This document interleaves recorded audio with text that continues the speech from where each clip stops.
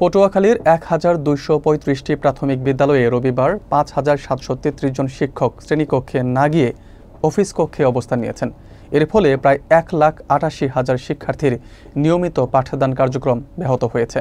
শিক্ষকরা শাহবাগে আন্দোলনরত সহকর্মীদের উপর পুলিশি হামলার প্রতিবাদে এই কর্মবিরতি পালন করছেন। বিস্তারিত থাকছে পলাশ হালদারের প্রতিবেদনে।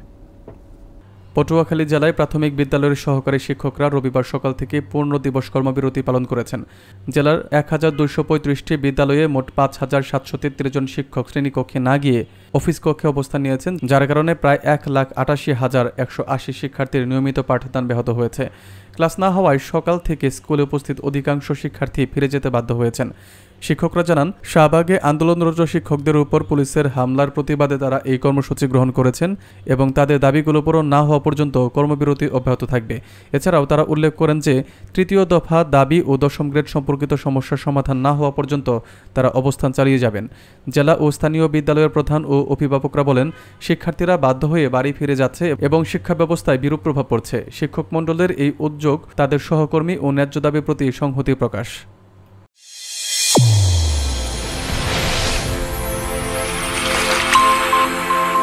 চ্যানেল A1 হৃদয়ের স্পন্দন।